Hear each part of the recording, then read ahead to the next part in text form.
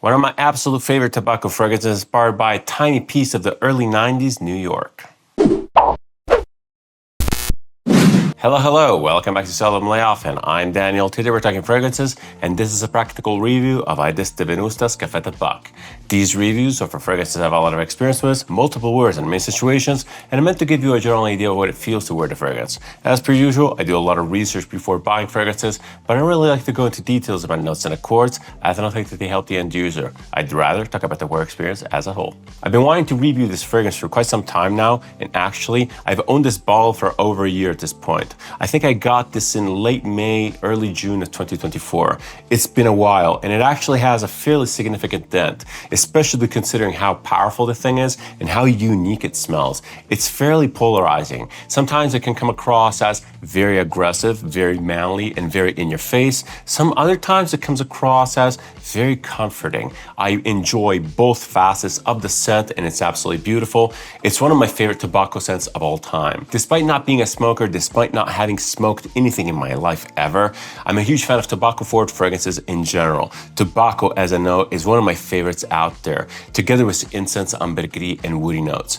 Tobacco can be interpreted in so many different ways. It can have so many functions. It can serve as a base. It can serve as a warming factor for certain fragrances, like in the case of Zerge of Naxos, which is probably, arguably, one of the more famous tobacco fragrances out there, or it can have a more prominent seat, like in the case of Café Tabac. It can have so many flavors, so many nuances. It can go very, very green. It can go dry and hay-like. It can be wet and fermented, almost animalic. It's so fun. Again, it's such an exciting note. And every time I smell a tobacco-forward fragrance, which is as unique as this, my eyes just go wide open. Café Tabac by Aedes de Venustas is actually one of the latest releases from this incredibly creative New York-based brand. I really like the brand. They have so much edge. They have so much character. It's really, really cool. And the first time I've heard about this fragrance was actually on an Italian podcast, a fragrance podcast, obviously.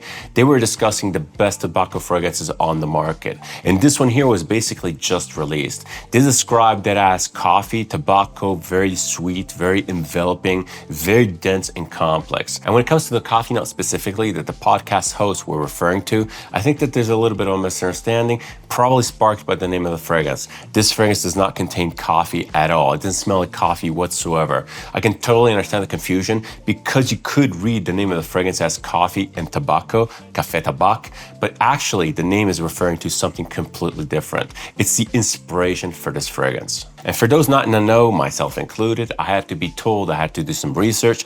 Café Tabac was basically one of the most iconic clubs or bars in the New York City of the 1990s. Specifically, Café Tabac was operating from 1992 to 1997. So why was this New York club or bar so famous? What made it so iconic and trendy? Well, it all came down to the guests. Café Tabac famously hosted the up-and-coming stars of the 1990s. It famously hosted continuously stars like Madonna, stars like Leonardo DiCaprio, Johnny Depp, Kate Moss, and a lot of other models from the Victoria's Secret era. So much of the regular clientele was basically up-and-coming stars, literally defining day by day the American pop culture of the mid-90s. It's really, really amazing. I like that period. These people were the cool kids, people that you would look up to, the people being talked about on TV, the people being showcased on magazine covers. Again, I'm not necessarily a club goer. I don't really go to bars, but this inspiration is so evocative. There's something really cool about this fragrance, and every time I put it on, I am instantly transported to some sort of environment like that. Leather couches, thick air. It smells like smoking indoors doing illegal drugs. It smells like the freedom from the 90s. It smells like young kids having fun. It smells like everyone doing whatever they want. It's so exhilarating, so exuberant. Every time I put this on, I'm immediately brought there. It's really amazing. I love this fragrance so much just because it has so much charisma, so much life to it. And by the way, it may come to no surprise, but this fragrance was actually perfumed by one of my favorite perfumers ever, Bertrand Duchaufour. Yeah, the same guy that perfumed Amouage Jubilation 25 and Jubilation 40.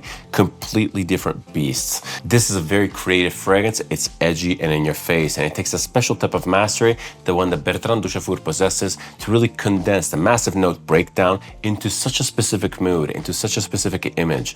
Every time I smell this, I'm immediately transported to New York in the winter. I'm opening the door to a club or a bar, and I'm immediately hit with this very humid, dense air of people having fun. As you're cracking open the door of this club, the music volume intensifies, it starts bleeding out, and it starts mixing in with people's laughter. The atmosphere is dense and charged. Everything is dimly lit. Everything feels dangerous in a way. It feels illegal. It's really, really cool, but we're going to talk about the scent profile and our experience after we cover the presentation. When it comes to presentation, the products by Aedes Venustas completely knock it out of the park. I really, really like them. Interestingly enough, it's one of those brands that really revamped their identity. They changed basically everything. They changed their bottle design. The old bottles were really weird looking. They had this opening which kind of resembled an old school lighter. Everything was a little bit steampunk. The new presentation is solid, planted, confident. I really, really like it. Just in general, I'm a huge fan of bottles that look this way with the ribbed design. It's old school, it's traditional, it's sophisticated, it's classy, but it's also very pragmatic and practical. This design here is the haptics of the bottle. The bottle does not slip, and it also hides fingerprints, which is a massive, massive plus. This whole traditional vibe and aesthetic is really following through on the cap and on the labeling. Everything is on point. Everything feels incredibly thought out. Even the boxes are beautiful. They're very, very high quality, yet they come across as pragmatic and utilitarian. They have a sleeve which has this color here, the teal that you find in the labeling. Everything is incredibly cohesive. Beautiful, beautiful stuff. I really applaud the presentation in general as a whole. Going back to the presentation, talking about the cap feels really, really good. It's plastic, but it's a high quality plastic that does not feel hollow whatsoever. The cap itself is incredibly well made. The ribbing is precise. There's no signs of manufacturing. On top, you also have an embossed logo for the brand. It's really, really great. And the cap even sports a magnet, which is incredibly satisfying. The magnet is very, very strong. You can easily pick up the bottle from the cap itself. The bottle, again, is beautiful. I really like the haptics. The glass is clear, but again, any imperfections, any signs of manufacturing would be hidden by this rib design. The bottle as a whole is really nice and it feels solid. It has really nice haptics. It looks and feels like something that could be sitting on a barbershop counter. It has a classy traditional vibe to it, which is absolutely amazing. I just like everything about it. I skipped on the atomizer, but let's get right to it. The atomizer is not super pressurized or anything like that, but they really feel great. They have amazing haptics. The materials are great, and overall they spray exceptionally well. Let's give this a couple sprays. It's been my scent of the day, by the way. I've been working from home, but I have worn this at the office. Now, I don't necessarily deem this scent office safe, not because it's stinky or anything like that. It's absolutely beautiful. It's very, very evocative. But it has a vibe that doesn't necessarily match office. It doesn't necessarily match daytime activities.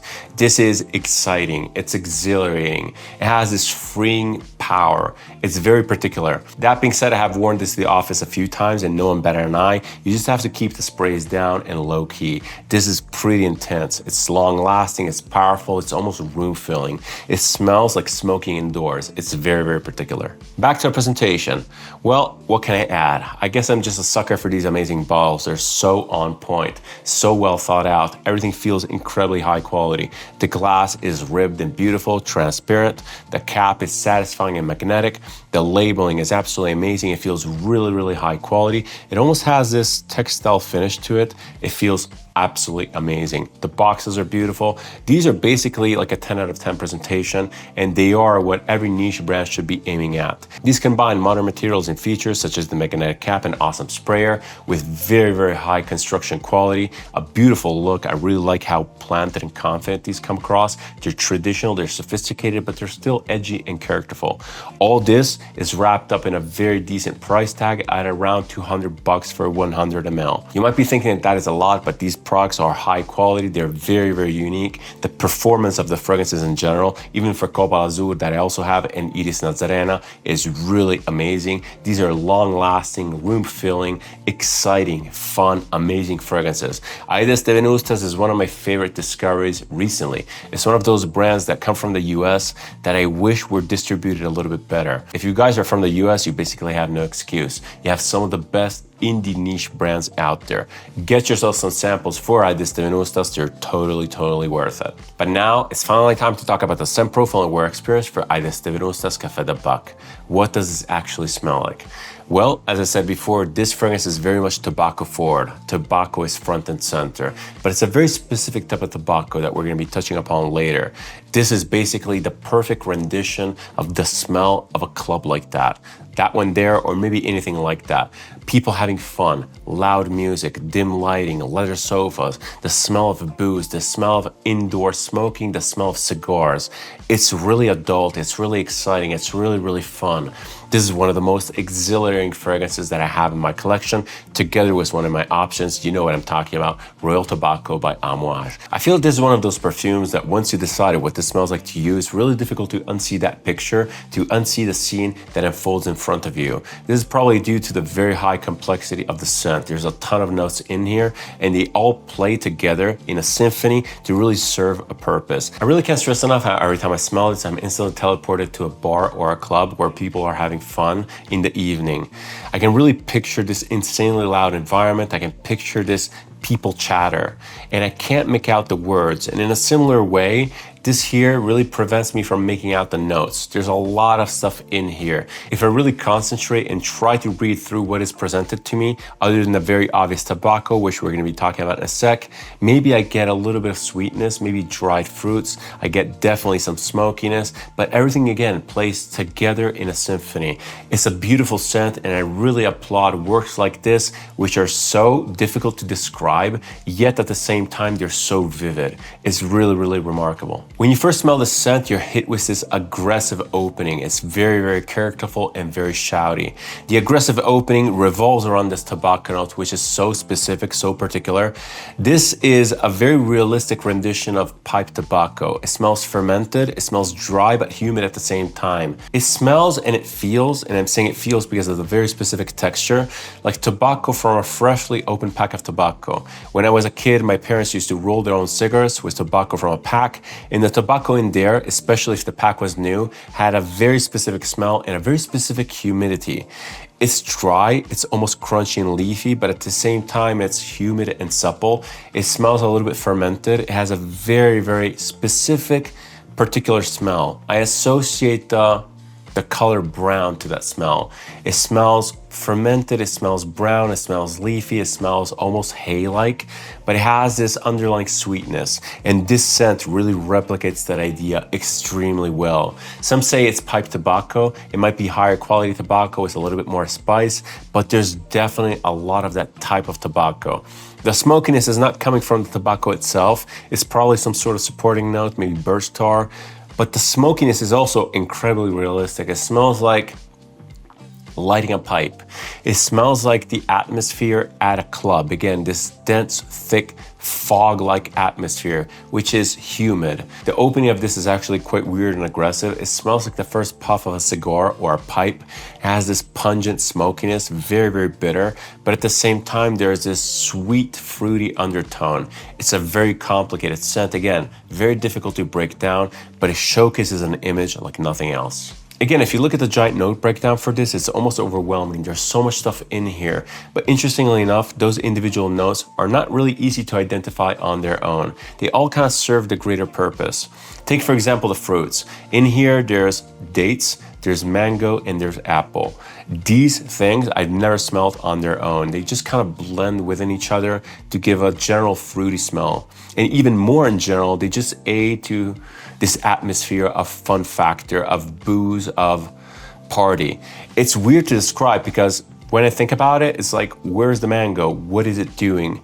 And it doesn't even give a party feeling per se. This is not a tropical fragrance whatsoever. So how does that mango, how does that apple translate to the scent, to that image that I'm getting? I'm not really sure. Interestingly enough, the image that the thing conveys is so vivid that I'm almost convinced that I'm smelling some sort of a boozy note. And again, if you look at the note breakdown, there's no booze whatsoever.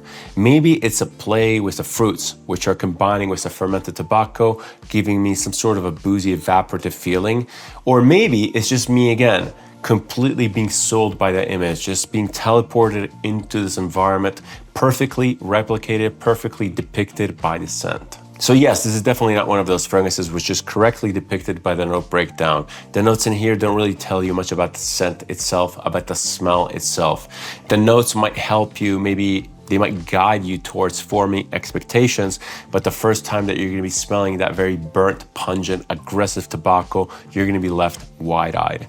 This is complex, it's beautiful, it's pure Bertrand de Chafour, it's everything I ever wanted in a tobacco fragrance.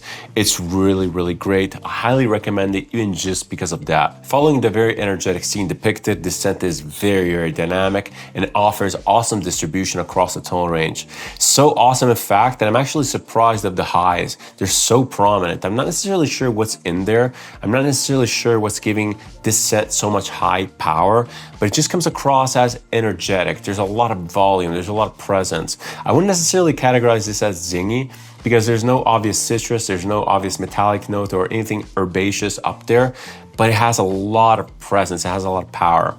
All I can say though is that this is predominantly mid-tone. It's very, very complex in there. There's a lot of stuff going on. Again, there's a ton of notes. Everything is interplaying with each other and it just comes across as chaotic, yet organized, yet the perfect depiction again of this club. Really, really interesting stuff. The base of the fragrance is extremely well developed. It's really, really fun. It has a nice beat to it. There's a lot of fruity notes. There's a lot of sweetness. There's a lot of woods, smokiness. Again, very, very complex. It's very difficult to define what goes where. The scent appears in general just full-bodied, very exciting, fun, energetic, high volume. And this aspect really translates into the wear experience. This thing is a wild ride. When you spray this on, apart from the very aggressive tobacco opening, this thing just gives you this energy aspect of a club, not necessarily a discotheque. You're not hearing the music. It's more about the people chatter, people cleaning glasses, laughter in the background. It's so specific. I like wearing this, especially in the evening, when I want to have that sort of a relaxing, comforting party mentality. It's not necessarily super energetic as like a dance party, but it's like time with friends, time in the evening. Outside it's cold, inside it's very, very warm and humid. Another interesting thing about this fragrance is that despite the massive complexity in construction and complexity within the notes, because there's a ton of them, the fragrance doesn't really transform or evolve much. It basically depicts the same scene top to bottom, the same club scene. There's a definite change in volume, again, top to bottom, but I'm not talking about projection or overall power of the fragrance itself. I'm talking about how the fragrance depicts the noise in this club.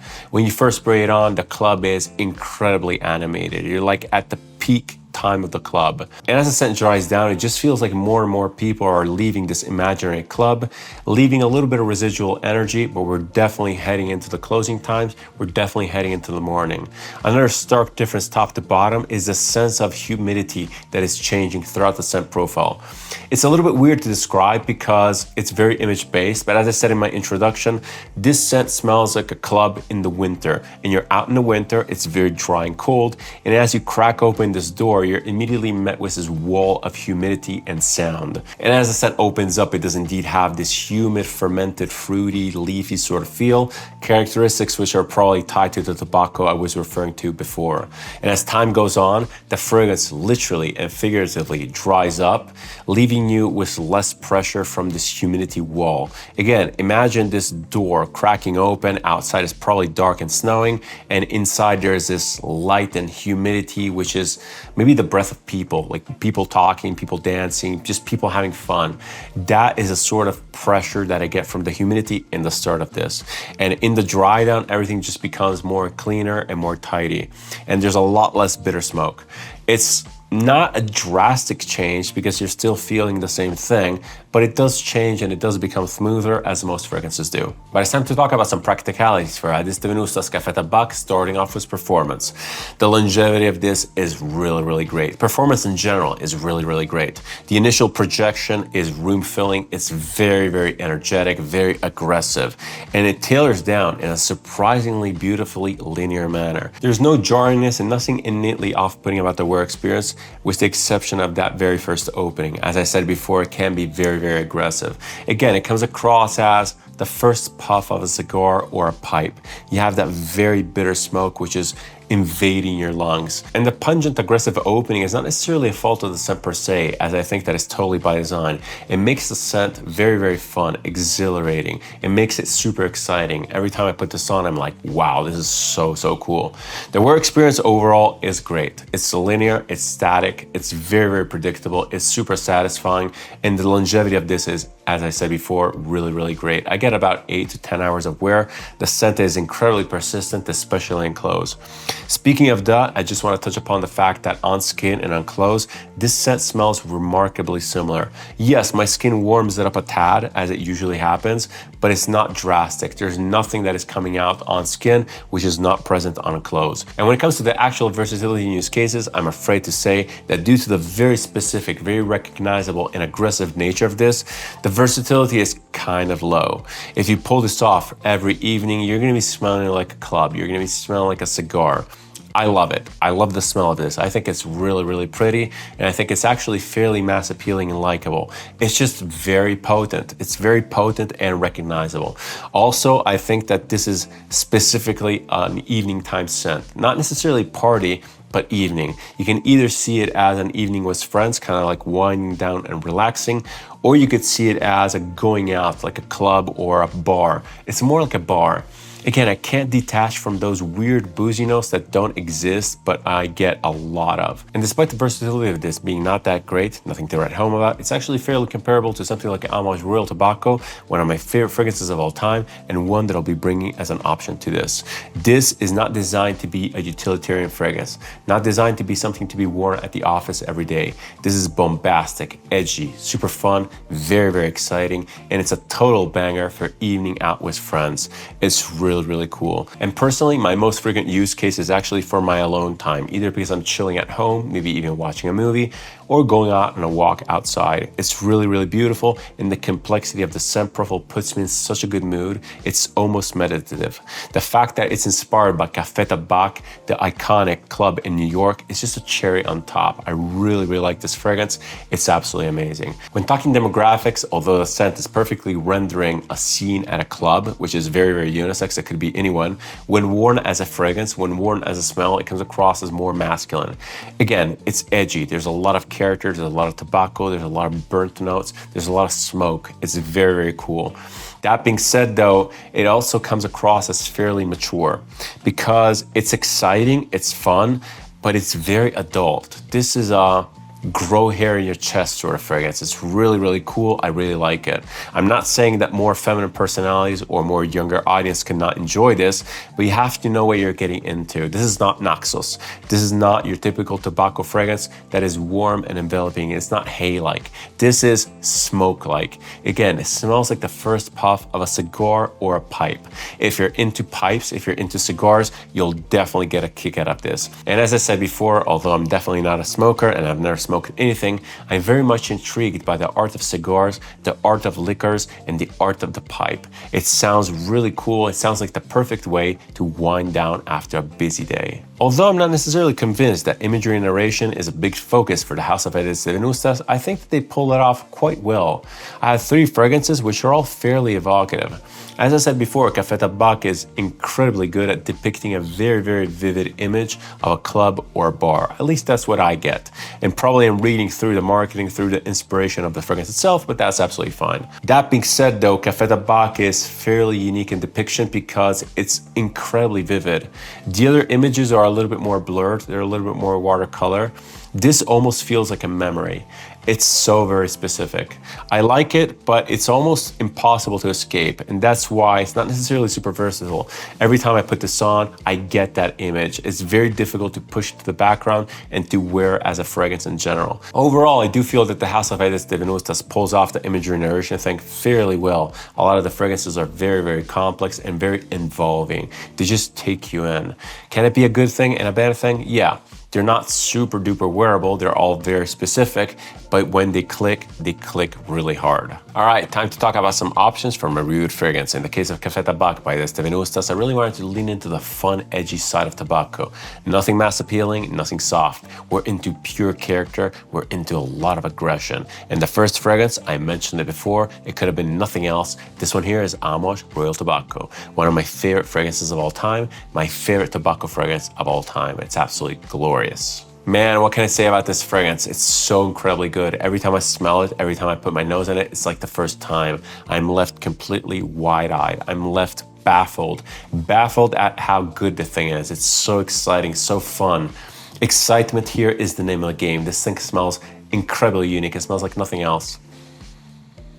I love this so much. It's perfection in a fragrance. It's perfection in a tobacco fragrance. So just to describe it a little bit more, obviously you might have seen my review, you might have read about this, but this is a tobacco fragrance which is green. It's fairly pungent, it's very, very smoky, and it's quite aggressive. It's aggressive in a similar way that Café Tabac is. It opens up pungent, bitter, and smoky, and just keeping the comparisons going, it also kind of smells like the first puff of a cigar. Another beautiful thing about the opening is that there's a ton of licorice, and the licorice rendition in here is so beautiful, so realistic. It doesn't smell like candy at all. It's more like a licorice woodiness. It's very sweet, but in a woody sense. I love it. I love licorice in smells. I love licorice in fragrances. I love licorice in general. And this fragrance really delivers that kick of licorice that I'm craving every now and then. The fragrance is highly evolving. It evolves much more than Café Tabac, and it's way less narrative. And apparently, according to the Amouage brief, it's meant to represent the connection between Oman and Cuba because apparently they are in the same parallel. So you're getting a lot of resinous aspects from Oman and a lot of tobacco from Cuba. Again, it's a beautiful concept. I really, really like it, but I'm not getting much story. On the flip side though, as I said before, it transitions a lot. In the dry, then it becomes a lot smoother. It becomes a lot more vanillic. It's really, really beautiful, super exciting, very masculine. This has the same utility factor as Café Tabac. It's gorgeous, honestly. It's like one of my favorite fragrances ever. It's so special, so spectacular. In my opinion, it's one of the best fragrances that Amouage has ever put out, perfumed by Cécile Zarogian under the creative direction of Renaud Salmon. Yeah, the creativity of Amouage is definitely not dead. This is a killer fragrance. If you have never smelled it, get yourself a library discovery set. It's absolutely incredible. All of the fragrances in there are beautiful, beautiful, beautiful. Wow. This thing, one of my favorites for sure. The second fragrance that I want to showcase is a little bit weird. I usually reserve these choices as my third, but I have something even more extreme to showcase later. This one here is by Zoologist. It's Rhinocerous. It's a 2020 edition perfumed by Glamorous. I love Prin. He has so much character, so much creativity, and he really pours all of it in here. This fragrance represents tobacco in a completely different way. It smells vegetative. It smells very, very green. It smells wild, it smells animalic. It's so different to anything else in my collection. This is definitely tobacco, but it has much more of a fermented aspect. It smells green, as I said before, but green in a very vegetable way. It's like tobacco wrapped in vegetables or wrapped in lettuce and just left to ferment. And I'm recalling a specific part of Ramsey's review for this where he says that this smells like a rhinoceros trampling over lettuce that is on the ground mixed with feces, creating this unbearable animalic effect. This obviously does not sound appealing whatsoever, but I actually really like the scent. It smells very relaxing to me. It's very, very meditative. I think that the most weird part of this is the combination of this green note, which is very crunchy and vegetative, mixed with tobacco and probably earthiness. It's creative, obviously. It's a Glamorous, so It has a lot of that DNA. If you smelled a lot of the stuff from Prin, this will not be completely shocking. I like this a lot. I think it's super unique. It smells like nothing else in my collection. I also detect a very distinct boozy note, which is probably there to fortify the idea of these leaves of vegetation being macerated within the tobacco in the mud. Again, it doesn't sound appealing whatsoever, but it's very, very interesting. I love it. It's masculine, it's evocative, it's very, very powerful and long lasting. Every time I talk about Zoologist, I really want to applaud Victor Wong for his creative direction, for his ideas. The brand is one of the best on the market. It's one of my favorite brands, and these scents are so special to me. Every time I put them on, they just bring a smile to my face. They're so fun. And we in the fragrance community, we could use a lot more fun. The fragrance industry in general really needs stuff like Zoologist. They need stuff like Alessandro Gualtieri to really bring down the seriousness. This is super, super cool. Highly recommended. Try out Rhinocerous by Zoologist. Right, on to option 3. This is definitely my most unwearable tobacco, but it's still super fun. I really, really like it. This one here is by Beaufort, London, and it's V and Armis. The tobacco in here is crazy. The scent in general is absolutely crazy. This is bonkers. It's very, very aggressive, very, very pungent, super bitter and smoky. Now, the tobacco replicated in here is completely different from the sweet tobacco of a pipe tobacco, maybe compared to something like Amouage, Royal Tobacco, and even Café Tabac, and to a degree, even Rhinocerous by Zoologist. This is a green, sharp tobacco, which has been basically carried in a ship with other spices and other concoctions. This fragrance and this brand as a whole really replicate the idea of naval exploration, naval travel, naval commerce during the Victorian era. V and Armis is basically a concoction of tobacco, spices, tar. It's very, very weird. It's kind of like the smell of this blob of dark, oozy, gooey, oily molasses. Everything has been left in the body of a ship for a very long time and has mutated in this black, gooey, sticky, oily mass. This thing is not for the faint of heart. It's really, really harsh. Every now and then I put this on and the opening is so insanely jarring, I'm immediately drawn to scrub it off. But thankfully, the scent does transition quite a bit. It's not as relentless as other Beaufort Londons. The dry down is much smoother, it's much more mild, but again, it's still a wild ride. When you first spray this on, it's pretty much universally shocking. And unless you're used to incredibly difficult scents, this will knock your socks off. It's very, very particular. I love it. I love the House of Beaufort London. I love what they stand for. Creative perfumery, which is shocking, edgy, fun, and exhilarating. Some of their latest releases, such as The Grudge, which I talked about fairly recently on this channel, are much more palatable. V and Armis, Tonnerre, Rick and Bruin are absolute monster fragrances with almost zero versatility, zero utility.